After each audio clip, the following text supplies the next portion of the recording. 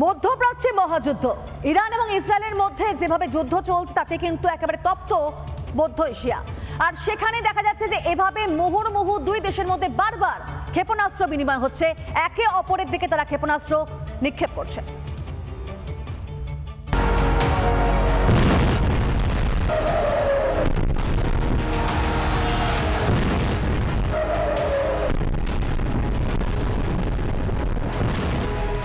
মধ্যপ্রাচ্যে মহাযুদ্ধ, ক্রমশ রক্তক্ষয়ী হয়ে উঠছে ইসরায়েল ইরানের যুদ্ধ। ইসরায়েলের এয়ার ডিফেন্স ভেদ করে মিসাইল হামলা চালালো ইরান। জেরুজালেমে ঘন ঘন সাইরেনের শব্দ, তারপর মেঘের আড়াল থেকে আছড়ে পড়ল ইরানে একের পর এক মিসাইল। ধ্বংস ইসরায়েলের রেহভট শহর।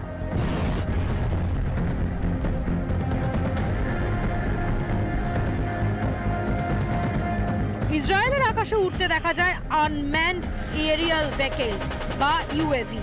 ইসরায়েলের উপর হামলা চালাতে 100টিরও বেশি ড্রোন পাঠায় ইরান।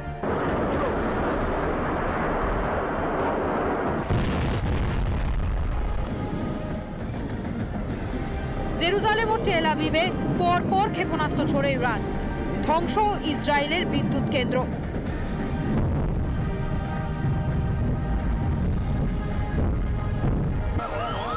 জেরুজালেমে একের পর এক মৃত্যু, টেল আভিভে ধ্বংস বহুতল।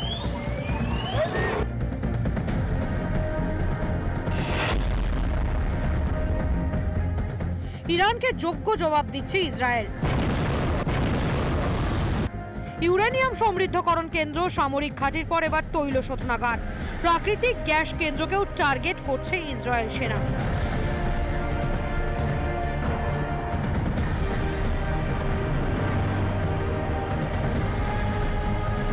ইরানে কমবে শহরে বারুদের বাংকারে বিস্ফোরণ, রাতের আকাশে আলো করে তুলেছে ভয়াবহ সেই আগুনের গোলা।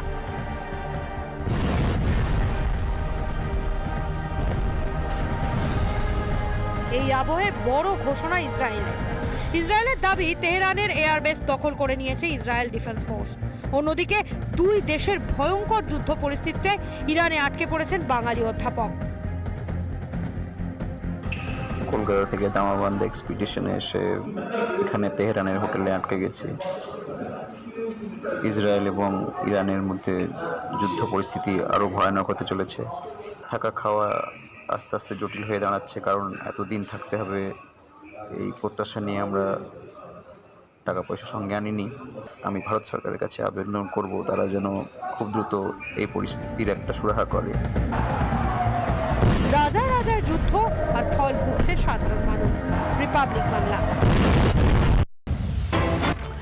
পরিস্থিতি যত এগোচ্ছে তত কিন্তু আরো বেশি ভয়ঙ্কর হচ্ছে ইসরায়েল এবং ইরানের পরিস্থিতি, যুদ্ধ আবহ, এবং সেখানেই যেভাবে অপারেশন রাইজিং লায়ন চালু করেছিল ইসরায়েল এবং তাতে এই মুহূর্তে বেসামাল তেহরান, এবং সেখানেই দেখা যাচ্ছে নেতানিয়াহুর সামনে কিন্তু কার্যত খামেনি পর্যদস্ত হচ্ছে।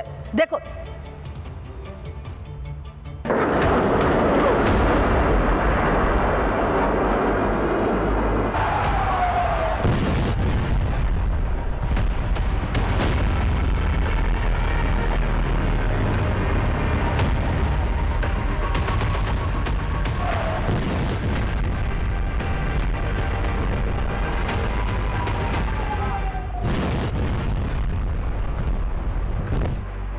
ইরানকে শায়েস্তা করতে অপারেশন রাইজিং লাইন শুরু করেছে ইসরায়েল।